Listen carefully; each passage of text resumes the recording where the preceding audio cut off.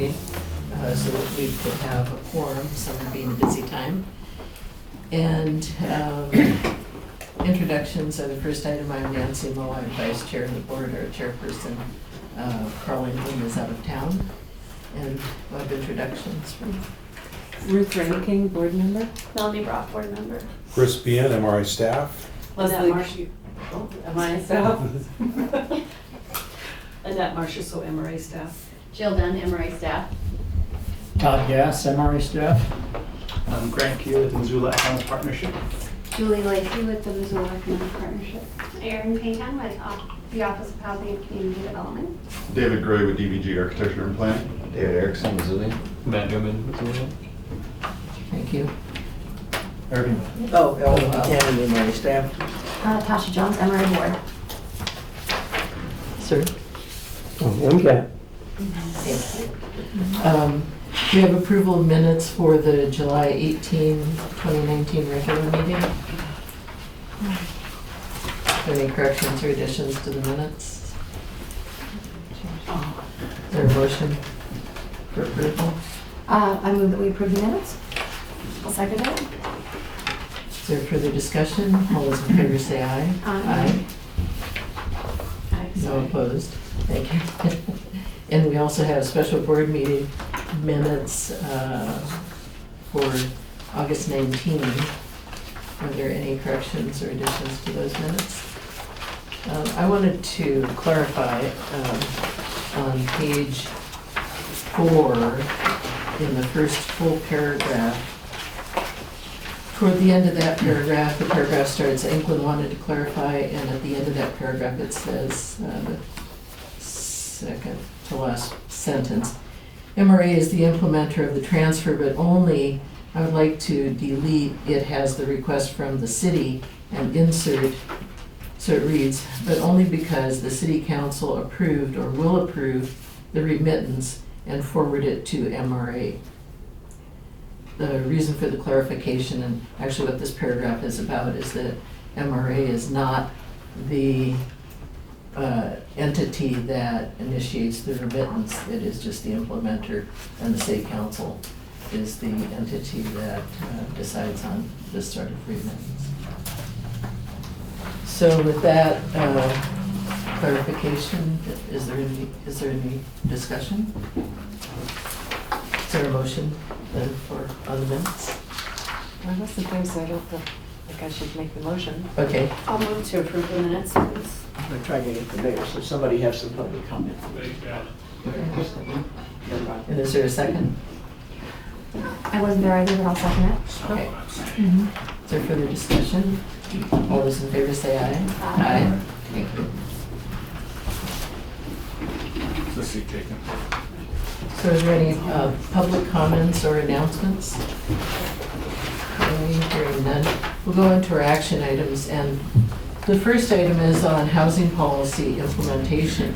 And just before we hear from, that's what the mayor is here for, I would just like to note the MRA continuing support for housing policies, affordable and attainable housing, and they're glad to see the progress that's been made to this point, to the point of implementation, and also just for our own agency, we have to, I think, thank Ellen. She's the head of the Office of Housing and Community Development, and she and Ruth are also on the Housing Policy Steering Committee. And so Ruth has a special interest in that, we'll have contributions to our discussion, I'm sure. I hope I have contributions to make to that. Great. So we're glad to have this proposal before the MRA, but the process that brought the request to this point requires improvement, and the MRA will work with the city to develop a better process. There are two items in the memo that I'd like to clarify. One is at the bottom of page 1. The second to the last line says that the funding for this would be, and this is from the city council, would be from the general, 50% from the general fund and 50% as a non-tax fund, as non-tax funded. That raised a question in my mind because we're being asked for the other 50%, and of course, we are taxed. But Jill will give us the reason why this is, we are considered non-tax funded in this situation. My understanding is that the finance department refers to MRA funding as non-tax because it's not a direct tax. Our funding comes from the effect of levying taxes. The taxing jurisdictions levy their mills to fund their budgets, and based on how increment works, our funds come in based on those levies, but we don't levy a direct tax on property owners. So we are considered a non-tax funding source. One of, there are other departments in the city that are obviously have funding sources that are non-tax, that are, have their own funds, like water has their own funding source through They're enterprise. enterprise funds. Thank you. And we used to use that term in our, in some of our materials, but Jill also advised me that she had changed from use of that term because it wasn't clear. It was confusing for us, for me. Thank you. Yeah.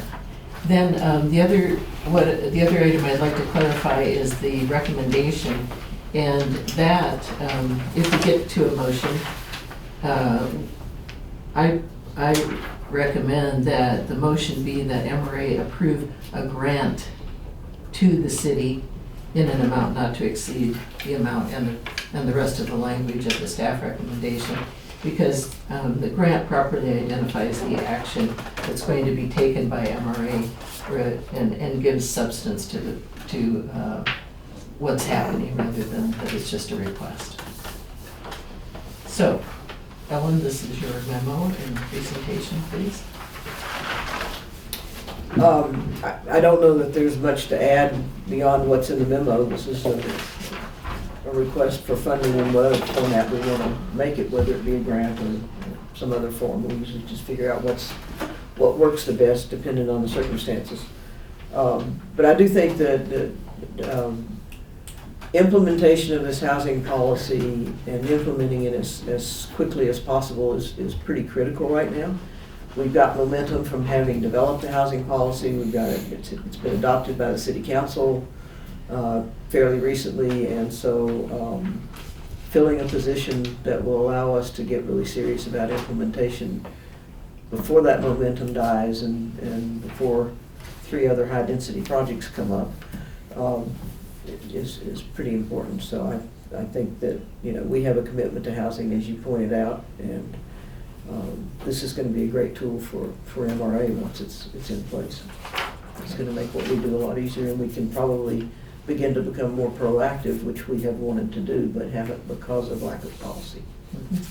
So with that, I think the mayor's here to speak to this request. And I won't speak in any specific detail. I'll leave that to Aaron Pahan, who is working the plan. The Redevelopment Agency has a long tradition of assisting with housing in our community, and a lot of that work has been a function of seizing opportunities when they're presented to us by folks who are particularly in the nonprofit housing development community. And we think we have opportunity today through this policy and by virtue of having some more horsepower in the housing office to be more actively engaged in finding those opportunities, and in many cases creating those opportunities ourselves. We're in a position where I think we can't be sort of quiet partners in this. I think we have to be loud and proud and active, and we have a thoughtful policy that's the product of a couple of years of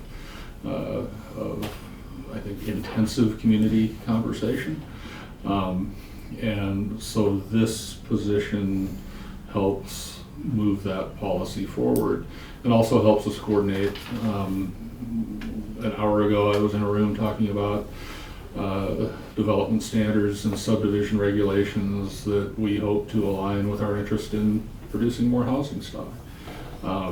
All of these pieces work together, and that additional coordination under Ellen and Aaron's watch, I think will serve us well.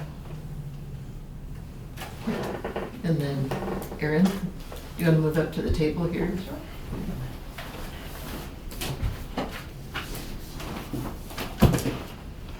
I didn't have an opportunity to read the 95 pages of the policy that was adopted. Yeah. But I thought the executive summary was, gave an exciting introduction to what you've been doing. Absolutely. Yeah, so the policy is very lengthy, but I think the executive summary does a great job of encompassing the main themes that we hope to hit on. The implementation of housing policy will include the creation of dozens of new policies and procedures. Some of those will happen organically, things like Title 20 updates that happen or amendments that occur on the annual cycle. Many more are going to require much more additional research and a lot of community outreach. It's been very important to us from implementation and the creation of the Housing Policy Steering Committee, which Ruth and Ellen and the mayor and many others sat on, to grassroots advocacy through the Voices for Housing Coalition, that we work in the voices of Missoulians in this process. And so as we implement the policy, we want to continue that engagement. And that takes a little bit additional time and effort and resource and capacity. And these policies really run the gamut from the creation of a mobile home displacement policy, for example, to the development of an affordable housing trust fund. And so we'll have some smaller tasks and then some very large lifts that will require, again, a lot of community input from city folks, from county folks, from boards like this, to make sure that we really land on solutions that are not just visionary, but that are actionable as well, that we can move forward on. So we're excited about adding capacity to support us in that effort. As Ellen mentioned, there's a bit of a groundswell around housing right now, and we can capitalize on that, and we can move farther more quickly if we can kind of continue that momentum and we can move ahead in the next fiscal year. Questions or comments? A comment I would add that the housing policy also anticipates quite a bit of data collection so that we will know either when we've hit our goals or if we need to change course or react to other opportunities or whatever. So that implies a lot of staff time as well, whether that's with, this position, which isn't really clarified in this memo or not, but there are those additional tasks that are going to require staff time. Exactly, yeah. And that's exactly what I was curious about. What is the actual, do you know yet what you're calling this and what skills? Yeah. So what we're really requesting is capacity to build our team so that we can focus on housing policy. At this point in time, that means building our team and bringing on grant administrators so that our skilled staff who are already working in this realm can dedicate 100% of their time to this process. At this point in time, most of that work will go to Montana James, who's our lead grant administrator in our office, and a brilliant policy development staff. She comes to us with a master's degree in public administration from the Evans School, and we're really excited to put her expertise at work through the creation of these policies and the creation, as Ruth points out, of a really robust tracking system so we can look at what we're tracking currently within the city, integrate that data better, and then fill in the holes where we aren't currently collecting data. So that's who you're hiring with these funds? So yes, Montana okay. will move into that position to focus all of her time on housing policy implementation.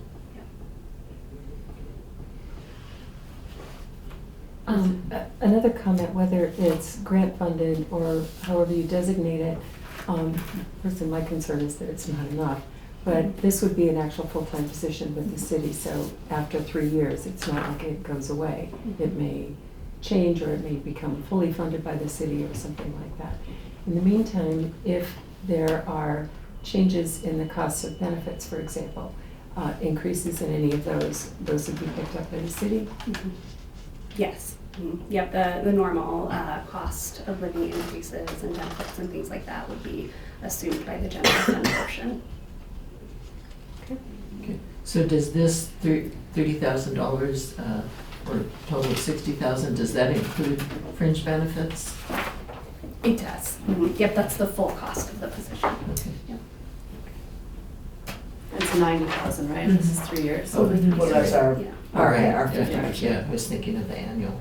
Yeah. which might be 49% next year or. Mhm.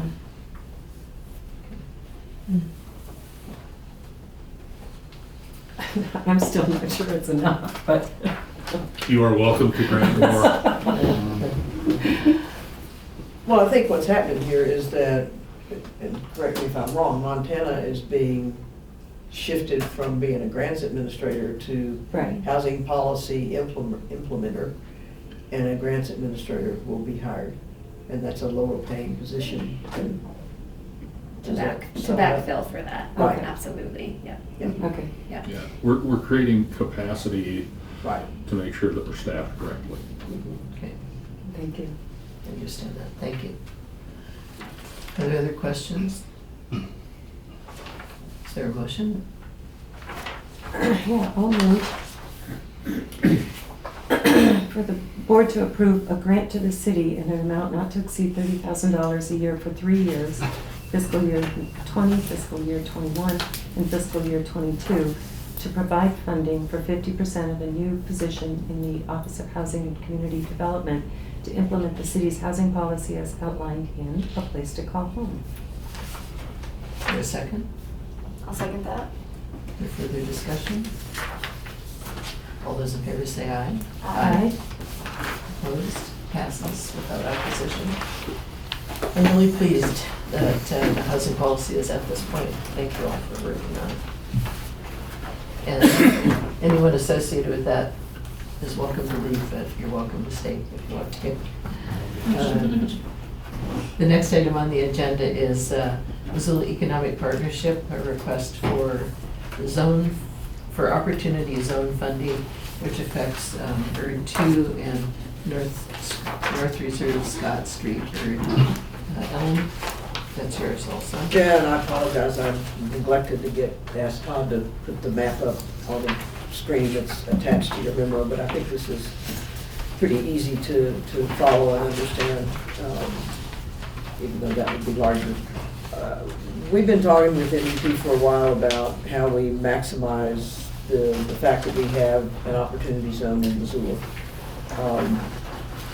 And get out and proactively recruit, if you will, people to develop in that opportunity zone. It's not something that's going to be there forever. We need to move as quickly as we can with this. And one of the things that folks are looking for, who are looking to take advantage of this tool, at least some of them, are looking for the opportunity to twin the benefits of being in an opportunity zone with the benefits of being in an urban renewal district or some sort of a tax increment funded district in whatever state they're looking at. And we've had developers come through here and have identified Missoula as a target community because we do have urban renewal or TIF capacity in portions of the opportunity zone. So I'm going to kind of turn this over to Grant at this point and let him talk about MEP's vision for the partnership and the product. You can come up to the big table. Thank you, Ellen. Thanks for having us here today and entertaining the proposal. Hopefully everybody had a chance to review the memo from staff. I think that the material we submitted was also accompanied. I guess I'll just briefly summarize to say that we are really excited about this potential to create a partnership with the Missoula Redevelopment Agency. We do see tremendous opportunity right now to attract greater and more strategic investment in Missoula around some of the needs that we've identified as a community. I think it's appropriate that we're on the heels of Aaron Pahan's work, because clearly one of those major needs that we're hearing about is housing and affordable and attainable housing by folks who are part of our workforce right now. That is one of the big priorities we've heard. We sort of kicked off our approach to this at a conference called Innovate UM, which is co-hosted with the University of Montana. Our portion of that was to say, if we know we have problems and challenges in our community, how do we take new ways to approach solving those? And we invited folks to come in and talk about the both benefits and fears around opportunity zones and how we could channel those to meet some of our needs as a community. We had some great feedback, in our initial feedback from the community is that people really want us to focus on those areas of mixed use. How can we pair sort of workforce and affordable housing in areas that will also help us meet some of our needs of the business community with a little more retail space and Class B office space, light industrial space, those things that are probably well suited to parts of the opportunity zone. So we think that by working together and working with an entire team that we've started to develop that's providing some technical advisory role for us, engineers and builders and financial advisors, we can go out and recruit around the region and the country the kinds of developers who are creating the kinds of projects we really want to see here to meet some of our needs. And that's our goal over the course of the year. And our hope is that this will not just be a really great way to showcase Missoula in the context of a lot of national interest in where to deploy some of these funds, but also set a precedent for how we collectively organize our work together to say, what do we want to see as a community? And instead of waiting and crossing our fingers and hoping developers will come and deliver that we really go out and try to be proactive to say, here's what we really know we want as a community. If you can deliver this product, we're going to build a sort of partnership in the community to give you the support to deliver that as quickly and cost effectively as possible so that we can move our goals forward as a community. So in a nutshell, we've got 3 elements to this. One is to work on the technical side with teams here at MRA and others in the community to look at where the right sites are and to do initial due diligence on properties to make sure that the appropriate infrastructure is available or we know what's necessary to meet the goals. The second part of that is then to do some community outreach so that we really clearly articulate to people in these neighborhoods and around these potential sites that we identify what it is we're trying to do and that they have a chance to provide input so that they are at the table helping to guide the process. And the third part is a sort of external, outside of our community, tours and recruitment effort to try to really identify who the developers are in the region or the nation who can to deliver the quality and type of products we're looking for in the community to move these goals forward quickly. So it's those 3 parts that we'll be using that funding for. I think that's probably a brief summary, brief-ish. If you have specific questions, I'm happy to dive into the details. Questions? Well, I would point out that as you look at this map, what we did to simplify it is, you might remember in North Reserve Scott Street District, it's just kind of a jumble of what's in the county, what's in the city. So we designated the entire study area because all of those properties, as they begin to develop, will annex into the city so they can take advantage of TIF funding. So we just showed the entire study area instead of trying to explain why that funny line's going through there, and you've got a few chicken pox here and there. And then, of course, with District 2, we have basically the Broadway corridor and the thumb, as we call it, because it's just north of the river. But a lot of opportunity there. I think it's going to be really interesting to me to see what happens to Broadway when Russell is completed, and I think that will have as big an impact on Broadway as it has on Russell. The completion of that street, and so there's a lot of opportunity up and down through that area. Okay. I just noticed a thumbs up.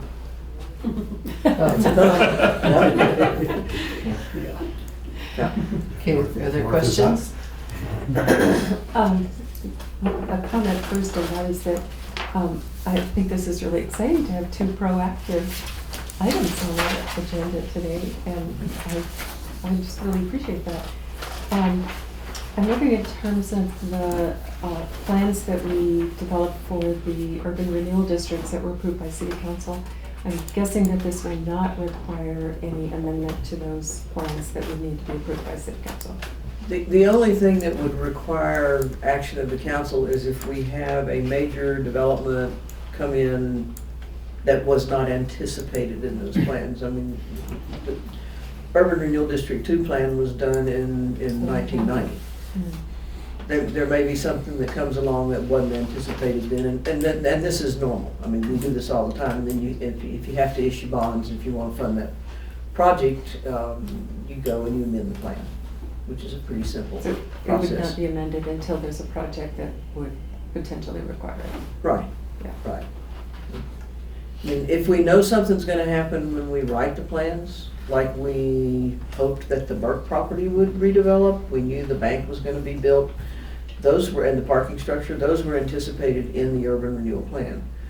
But, you know, we've had any number of instances where we've got a plan that's older and something comes along and we're gonna bond for it, like the old Sawmill District.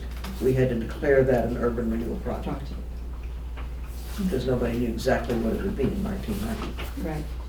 Maybe I could also just stress that we are not proposing to become a planning entity at MEP. Our goal is to help implement the existing plans and goals of the community, not to redefine them for the community. So it's really important that, and we've tried to articulate to everybody that our goal is to make the community's wishes possible, not to assert our goals onto these properties. So that we will be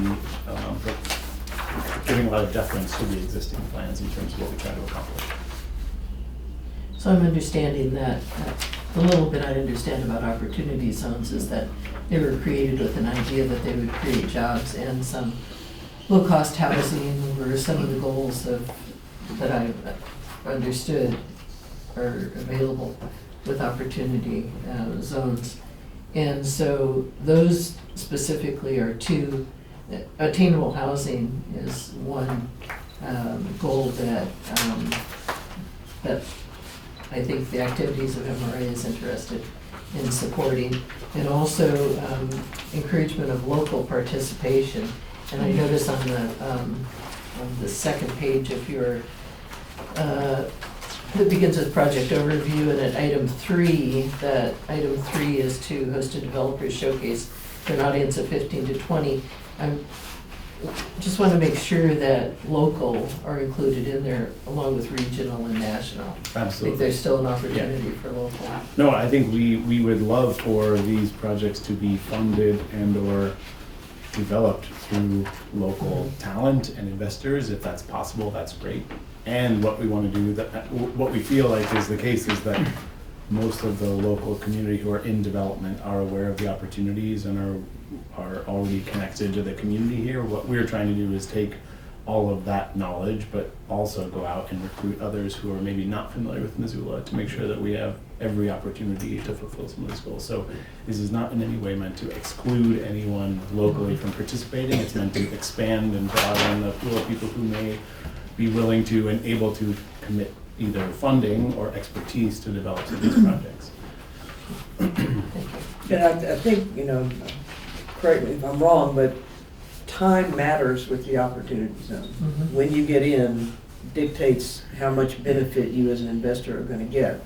And if we have, the goal of this is to have 1 to 3 sites that we've done the due diligence on, and we can have a package ready and say, if you wanna do this, everything's in place, or here's what's missing, and here's how it can be brought into place, and that just speeds up the whole process, and it's actually very attractive to developers if you've done that. I would say that's absolutely true.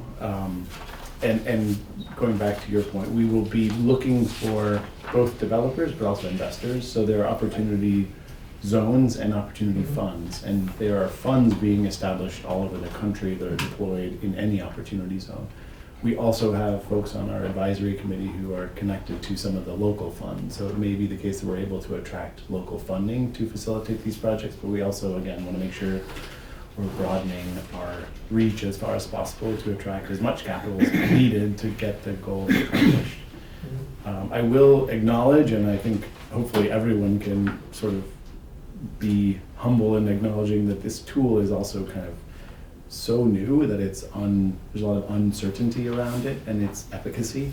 And I think one thing that I'll just share one example of why it's important to be sort of out in front on this. So we've been sort of coordinating with the mayor's office in Erin, and we have the regional director of HUD coming, I believe, next month to come and visit with us.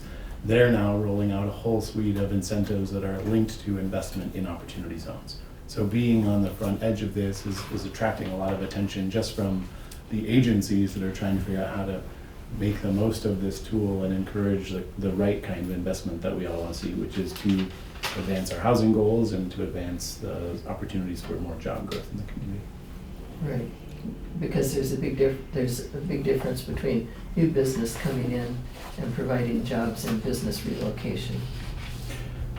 Right, so what we are, maybe stepping back even more broadly to sort of what we're doing at MEP, our focus has really shifted in the past year away from how do we recruit new companies to come to town and how do we help the companies who are here grow.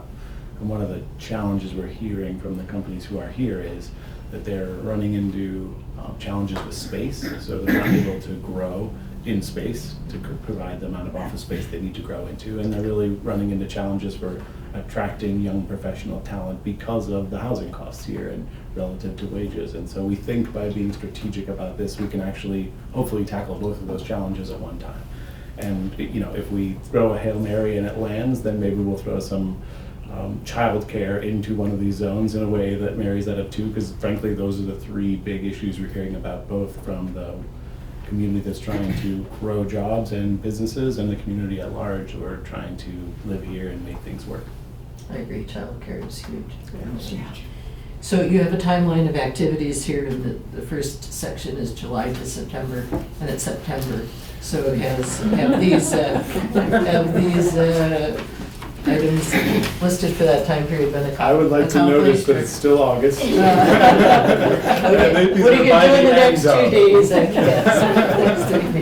By the end of September. For example, right now, Oh, sorry. so some things that are exciting and happening like immediately is I'm actually joining the team that's going to Washington DC to advocate on the BUILD grant. While I'm there, I'm going to meet with the Economic Innovation Group that has been one of the groups that's helped roll out this tool. And so my hope is to walk through our project and process with them, get their advice around other communities in the country who are already where we are or ahead of us. How do we identify what they're doing that they're maybe doing better than us that we can bring home? Where are they seeing success with the tool, and advising us on how we can be more effective to get some of these initial stages done. Also hoping that they can start to talk to us about where are these funds, where they're within entities, whether they're banks or financial institutions or in foundations, because a lot of the work that will happen in investing through opportunity zones is expected to happen through impact investment through nonprofits or foundations. Is there an additional federal approval that's necessary? So no, my understanding is that this is a self-certification process when you establish a fund. There are ways that you can get crossways with the Securities and Exchange Commission if you create these funds and behave in certain ways in the way that you market the funds and the use of the funds. But my understanding is there's not an extra level of federal oversight for the funds to be established or deployed. But it's really the onus is on the investor to demonstrate to the IRS once the investment is made and the tax benefit is claimed, to demonstrate that they followed the rules. This is an in the weeds question. Does MRA funding of your technical advising team queue an RFP process, or do you already have these advisors selected? Like, who's doing the engineering and communications? Yeah, so I think we would use local talent, but we don't intend to use an RFQ process. We'd probably use people that we know and trust, who we feel like have familiarity with these sites and that effort. I would expect that we would use a kind of array of advisors, not specifically one particular advisor throughout the process. So they're not chosen, but they will be by October when they convene for the first time? Yeah, so we have two things. We have a steering committee, which is actually already met, which is a lot of technical expertise to tell us this is the right direction to be going, and this is a smart use of MEP's time and resources and community time and resources.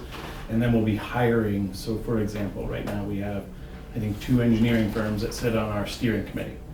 We would probably reach out to a different engineering firm to hire them to actually do due diligence on a particular site once we identify a site and want to know, what kind of infrastructure is in place, what kind of water is available, what kind of access is available, and then sort of build out the due diligence around that site. That's where we would hire the sort of paid technical expertise. Our steering committee is all volunteers from the community helping advise us at this time. And then we would do something similar probably on the legal side to make sure as we're going out to pitch these ideas that we're legally sound in what we're conveying to people, and that we've done our homework in protecting ourselves and the city in terms of the way we portray the opportunities here. Yeah. Ellen, could you, do you have an opinion on whether if our money is involved in this, whether there have to be RFPs? It depends on the size of the contract. Okay, And I think what we're talking about here is under the It's size that small, requires an yeah. RFP. okay, all right. That's good, thanks. Yeah, I know everybody's a member of MEP, so I'm guessing that's gonna be so hard to pick, right? Everyone's so invested in this work. Good luck with that. Yeah. I think we'll do our best to find the best people to do the work for Right. us. Right. And These trust that the great rest will engineering work out. companies, yeah. Yeah. Yeah. And looking at the timeline again, I would,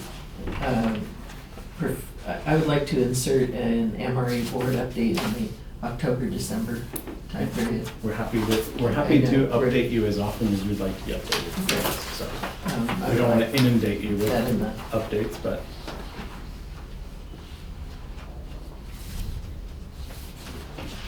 are there, let's see. Since this, some of the ideas on this originated with this Innovate has MEP worked with the small business office at the SBA. university? Yeah, Okay. we do work with them. So just in terms of general business support, much of this will be focused on real estate. There's also the opportunity to invest in businesses directly through opportunity zones.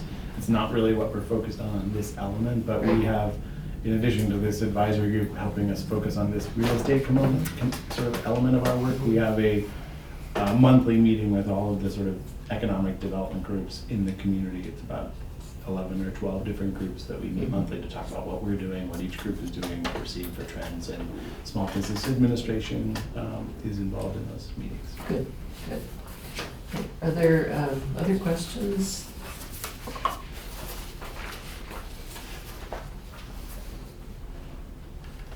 Is Looking there for a motion? Yeah, is there a motion? I'll move the board approve the request to provide $50,000 in funding and partner with the Missoula Economic Partnership to develop a proactive package of potential projects and tools to attract new investment in the Missoula Opportunity Zone. Is there a second? I'll second. Is there further discussion? All those in favor say aye. Aye. Passed without opposition. Thank you very much for Thank you moving very much. forward. Yeah, we're excited to work together. Thank you for the presentation. Thank you, Ellen.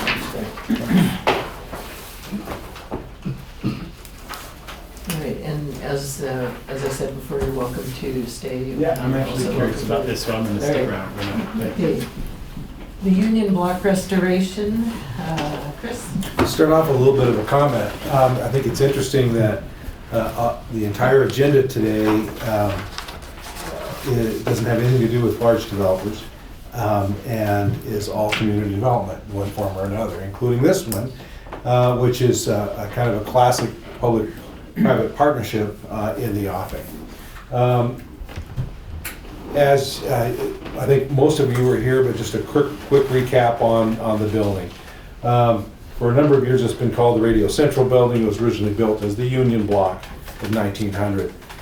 Radio Central LLC acquired the property. It's at 120, just, you know, I think everyone knows where it is. It's half a block off Higgins to the east.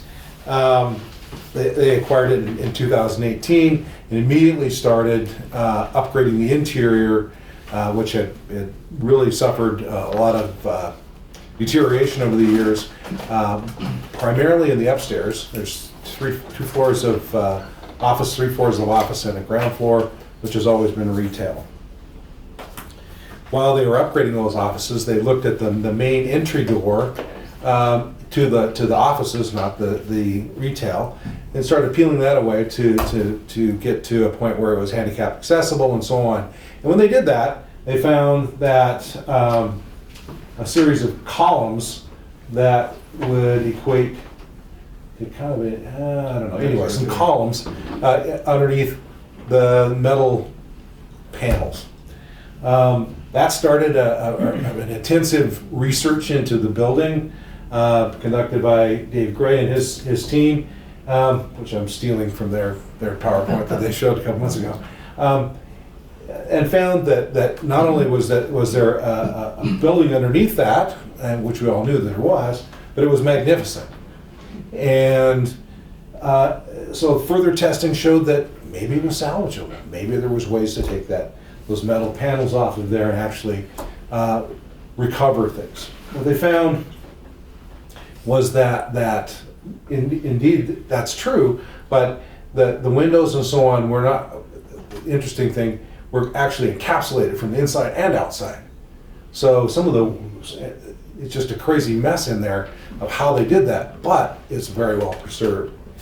They're still undergoing a lot of testing and looking at how things are put together there before they get to the point where they can come to MRA with what will be a rather large request for participation in bringing back this building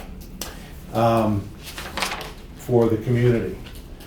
It is likely that to make that happen, we would have to put together a proposed conservation easement for the facade, which is the same thing that we did with the Wilma facade and with the pharmacy build portion of the Merck. That way, the facade of the building is essentially public for a period of time, and that makes that, it loosens up the ability for tax funds of any kind, but TIF funds to be used in differing amounts than usual, because it becomes public. It also preserves that investment well into the future in a number of different ways. At this point, they're still working on trying to figure out what to do with various portions of the building, trying to put together a work program that would actually be able to be discussed among not just the designers but contractors, so they can put together pricing. Right now, I think we're looking at somewhere in the neighborhood of $500,000. The owner is pretty much financially able to continue to work on the interior of the building. They're putting millions of dollars into that, and it's successfully, each renovated portion is being filled up. The county has a whole floor over there right now, the planning department. So we'll put together the request, we'll put together the methodology on how we can get there, and we'll put together some sort of a financing mechanism, or we won't, or we'll come back and report that we couldn't put it all together. In other words, that district can't afford to write a check for that amount of money, and probably won't for some time. So we'll have to figure out some way to creatively finance this into the future. At this point, before they lose any eligibility for the work that they're doing, they would like permission to proceed, continue to work on the building and proceed with work items. They understand that anything they do is at their own risk, and that the approval of a proceed without prejudice motion does not include any approval of the project or funding in the future. Dave Gray, the architect, is here. Yeah, if you have questions. What we did find for generally in the building, right now what you see is you just see a little strip of windows right here on the second floor.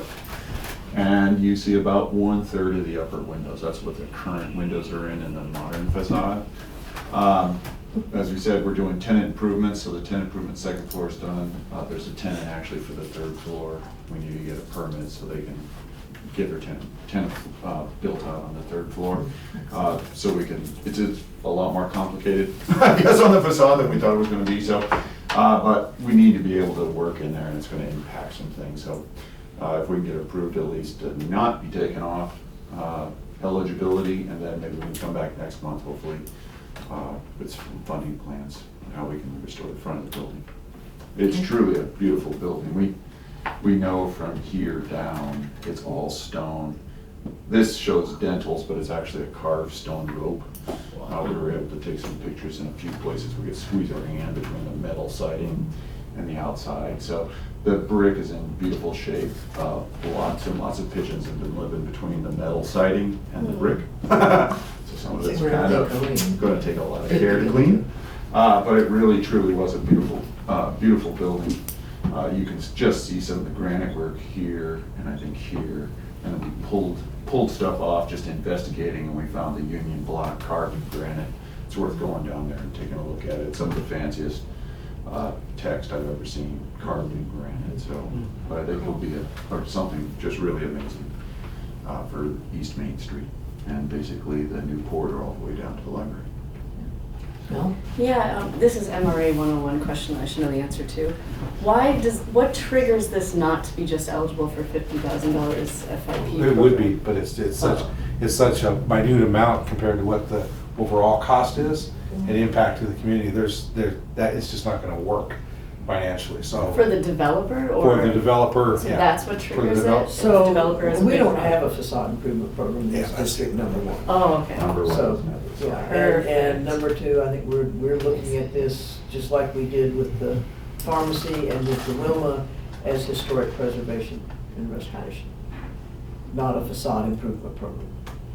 It's a totally different animal. Got it. And I've forgotten what we had in the Wilma. I think the memory serves me, on the pharmacy building, it was in excess of $300,000 About a to half shore million. that up and get it restored. Do we anticipate any other buildings being eligible in this district for this sort of public? I sure hope so. So we want to, okay. One of the challenges that's unique with a project like this, which I don't think we've ever really dealt with before, at least not in the 15 years I've been here, is that you've got a skin that's been put on this building probably in the 50s or 60s. There's no way to really create a budget to make a request for assistance until you know what's under there. I mean, there's no way of knowing how much damage has been done with certain things, and so it's a chicken and egg thing. You know, most projects are straightforward, and they come and say, okay, we need X dollars to fix the cornices on the Wilma. That was easy. They were sitting there and they were falling in the street, so everybody knew what had to be done. This, I think, is still a bit of a mystery. Is it aluminum? What's the It is material? actually glass enameled stainless steel filled with mortar on the backside so it doesn't warp. So it's bolted on with wood onto the front of the building. It's kind of amazing it's standing there. They never intended to change the facade. We found it on accident through the second floor tenant improvement, ADA ramp. I mean, we just pulled off some of that metal and it was like, holy smokes, look what's under this building. And it is a beautiful building underneath there. But- It's so it was- transformative if this happens to that block. So my understanding, basic understanding of the facade conservation easement, it's like a land conservation easement, so the building owner gives the easement to the city to preserve, to uncover and preserve the facade for the benefit of the city, then changes, and so the easement restricts what can be done to the facade. So they can't put that stuff back on it. Right. Can't Yeah, cover right, that. yeah. I think with the Wilma, we set up a review committee that was able to address issues for both the private and public side for changes, so if they decide to paint it purple, then we have to come to. And Historic Pres is a partner in all of that committee? Yeah, it's in the downtown, so we've already been talking to the historic preservation officer and the zoning department on what would even be allowed. We're trying to bring it back to what it was, so it's a little bit different, but we have to replace some materials because they don't exist anymore as far as we know. So we still have to go through all the design requirements that anybody would have to do in the downtown, but since it's a historic building, we also have the historic officer in with it as well. She's very excited to get this building back. Thank you for clarifying that, taking that time. My Yes. understanding, there's just some leftover neon from the Verizon store. Oh, yeah. They've planned on applying here. Some red Adaptive neon. reuse and recycling, it's all good. So does this cover a time period that starts now, or does it cover the part of the discovery that's already taken place? I wrote this as if it was future oriented. The rule for backward looking assistance is kind of an interesting one that it is the board's. It's not I think it's written down in the bylaws. In this case, it's a little different because it is more discovery, and they're not actually trying to move a project forward. They're trying to figure out how they would move it forward. So I think that looking backwards, I don't think that in the rearview mirror is an issue, is a problem. If you choose to do that, that would have to be a decision that you would make. I would think that both the developer and certainly myself, I think that this is a project that is good for the community. This is one of those things that people will appreciate as they drive or walk by, whether or not they ever walk into that building. So it's truly a work that goes along with parks or any other kind of historic preservation or sidewalks or anything else in my mind. It's a public work. So I don't have a problem with that now that you brought it up. I'm thinking that the amount of work that's been done in discovery that would be part of this project is going to be a minimal percentage of the entire project anyway, so. Oh, yeah. Okay. Other questions, discussion? Is there a motion? Is it need to be amended to make it clear that it includes? Sure. That could be your motion.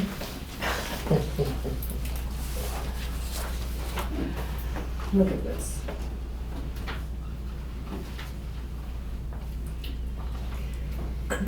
You say work to date and proceeding work Yeah. without prejudice.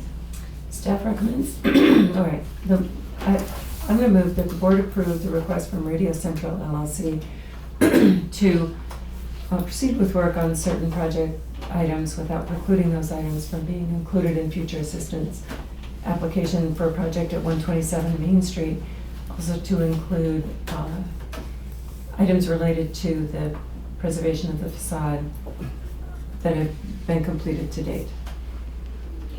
Is there a second? I'll second it. Okay. Is there further discussion, questions? All those in favor say aye. Aye. Opposed? Motion carries. Thank you very much. Thank you. We're looking forward to seeing the whole exciting Yeah. facade.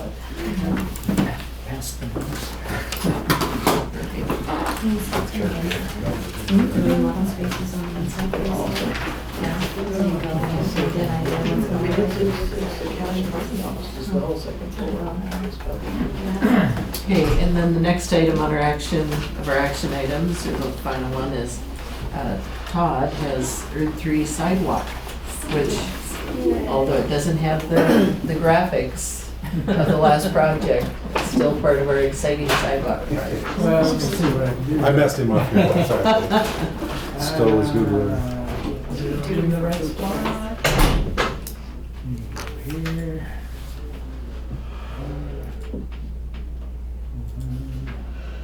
All right. Okay, so, yeah, District 3 sidewalk program. So over about the last 9 years, MRA's invested over $4.5 million in tax increment in this district and constructed over 10 miles of sidewalk out there. We've finished some large geographic areas west of the mall here in the residential area, up in the north end around Grant Street and Burlington Avenue, over in the top of the district, north end of the district, and also the Brook Street corridor commercial project. What I'm showing here then is obviously District 3 and the orange line. The red lines are the remaining gaps in the sidewalk network in District 3. And I also threw on these yellow lines on here are where we know we need an easement in order to construct sidewalk in those areas.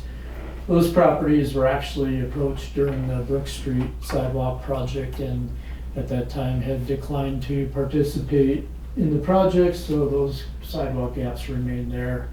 Perhaps we can revisit with those owners. I don't know that I'm real optimistic. I think it's the same ownership that we were working with about 10 years ago. So that's what we're looking Even at. before we did it, Public Works was out there trying to do sidewalks, the same Correct. owners said no. So there's, you know. Yeah. They have an aversion to sidewalks? Can't the mayor call them? Some of those are. Talk to That them. tends to solidify positions. Yeah, some of them have to do with parking and Yeah. access to parking and there's probably some horse, well, we tried to do some horse trading. Yeah. Some of them, Yeah. closing some street segments and flipping the parking to there. But Yeah. we just need a more comprehensive approach to this, which I think you're gonna see soon. So do we have an estimate, compared to the costs that we've incurred for the other projects? Do you have an estimate or a range of what this one is going to amount to? Well, what we're doing, what I'm estimating is to finish up would be about $1.5 million to do all those gaps. What we want to do here is size up a sidewalk project in about the $350,000 range, and then we continue to take bites out of this to complete what's remaining. Is that what you're asking? And that'll be part of your RFP? Yeah, request? what I'm requesting today is, what we want to do is I'm just starting the preliminary work to size up a project, and I want to meet with some other city departments in Missoula Water and coordinate with them to help determine what the project area is. So I don't really have a specific project area defined, but we're asking for authorization to do an RFP, because I think if we wait till next month to where we think we have a defined project, then we're kind of pushing up against the timeline for getting it designed this winter and building it next summer. So I think what we'll do is size up a project out of here. Originally I was looking at it thinking maybe in 3 phases or 3 projects starting at the north end, but I want to see what's going on with the city and if we have any overlap with other infrastructure projects or potential water projects, that we coordinate that, so that might kind of tweak exactly what we do here. Also, the Holiday Village, we're looking at sidewalk on the back side of that. I think that's going to require an easement from the owner to fit that in and work around their loading docks and the parking they have back there. And based on our experience with getting a sidewalk easement on the Brook Street and the timeline that took 10 years. We'll all be retired. Maybe I can get that ball rolling. We'll see what happens. I wanted to originally include that, but we'll have to address that, whether that can fall into this first project or not. So, Okay. Is the tree planting done now in that? yes, district? that was part of the Yes, Mary and it's Avenue, under Clark a, Street. it's under a 2-year maintenance period. Okay. Yeah, those went in. Are you talking about where we had an issue with MDT on putting street trees in, or just that? I didn't even know we had an issue, I guess. No, it's the with the Grant Mary Street. Avenue Mary. West project, we included I think it was 5 or Holiday 6 Village trees. area, yeah. Right, the Okay. sidewalk went in last year and then the trees went in this Okay. spring. And that's what the street tree planting is. Correct, is the Yeah. Mary Avenue West. So that's what we're requesting today. Basically, if we get authorization from the board today to issue an RFP. I'll size that project up, working with the other city agencies, issue the RFP, select an engineer, and negotiate a scope of services and a project budget, and then bring that back to the board in the coming months to be considered at that point. So, All right. kind of. Your other questions for Any Tom? questions? Is there a motion? I'll move to authorize staff to issue an RFP for design, engineering, and construction administration services for public improvements related to an ERD 3 sidewalk program project for construction in 2020, with the understanding the staff will later present a professional services agreement and scope of services budget to the board for consideration. For a second? A second. Is there further discussion? All those in favor say aye. Aye. Motion Was carries. further discussion. Was there further discussion? As long as you said aye, it's Oh. fine. I was just going to suggest that, that sidewalks are sort of the unsung hero of MRA.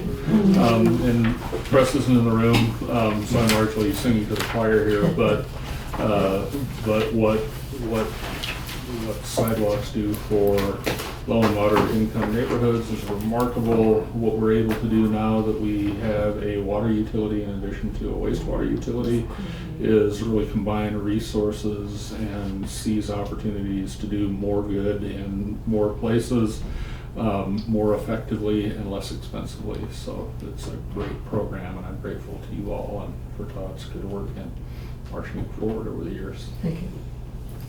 I agree. I'd like to thank Todd for all the work that he's done around the city. I think we have one of our very best thank you notes ever because of sidewalks that were put in. Yeah. All right. Thank you. Thank you. Thank you. All right, non-action items. Is there any non-action items to be brought? Staff reports. Director's report, no written report. We had a party. Ellen had a party. That's so I hired the director's report. I just couldn't grab it in, I apologize. Okay. The fiscal year 2020 preliminary budget. So that's this document.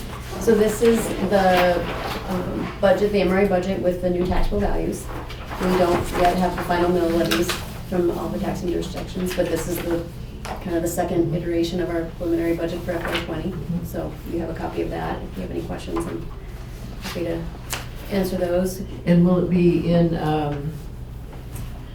when will we expect the Mill levies? suggested allocation to fund the remittance? I mean, if we need to do it quickly, then I think we can do it in September. Oh, I don't know if it's pressing, I mean, I'm not, I mean, I don't think it is, because the remittances don't happen until January, December.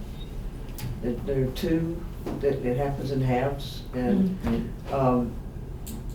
the schools are the most impacted by when the decision's made, because you got split, we got two districts that are split between two school districts, but they can't do anything with theirs until next fiscal year anyway. And that's state law. So, I want to, my preference would be to go through this kind of prioritization of projects and things that we want to try to accomplish, the big picture thing with the committee that the mayor has talked about, the working group, and use that as a guide to determine where the remittance funds come from.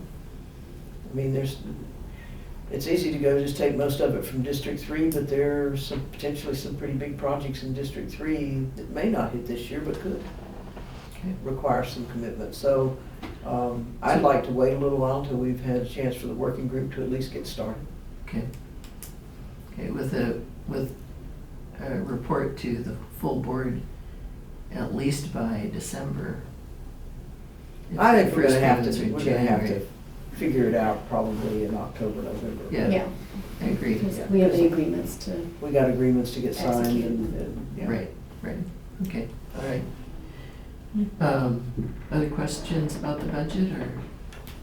I think last year, we approved the remittance package in October, because we had the final Okay. mill levies at that time, and, that was kind of the time frame that when we worked out where the lines came from. So Okay. just as a point of reference. So we need to get the working group called to order and working. Early September, I would hope. Okay, all right.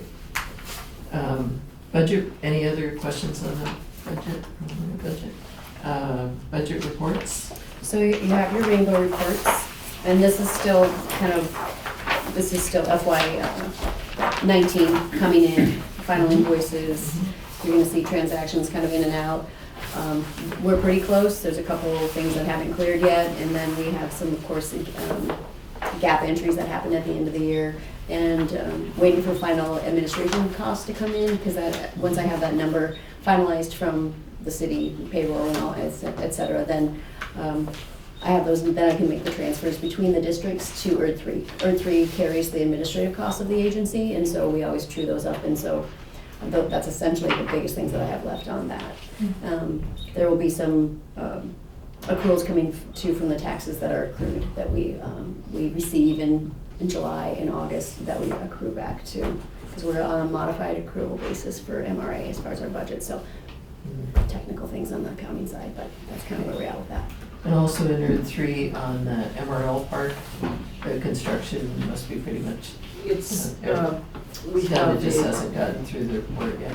That's correct. We have a final walkthrough this afternoon to the 90-day period on the landscape. And then probably within 2 weeks or so, the contractor can submit for final invoice and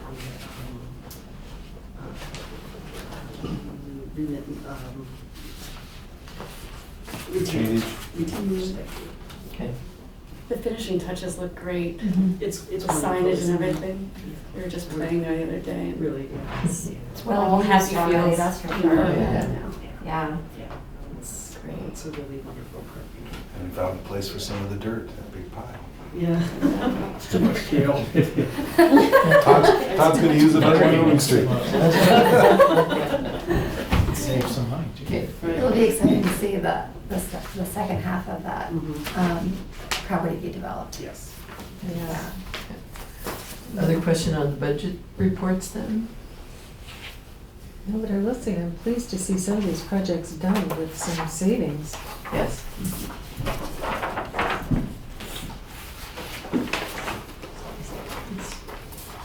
Okay, we do have a staff activities report. Since I seem to be the only person who looks at that. What the heck is Aspen Grove Therapy about? That was the That's the Oberg development was O Therapy, Oh. owned by the Inner Obergs, three and they've decided to change the name to Aspen. So, I know. Probably good move. Her name was Miguel. She felt it. Okay, all right, I thought we were planting. Everyone knows what's fancy. Aspen Community Center. It's out at wastewater. Anyone else have a question on the activities report? Anything else to come before the meeting? Then meeting's adjourned. Thank you all for adjusting your schedules. Thank you.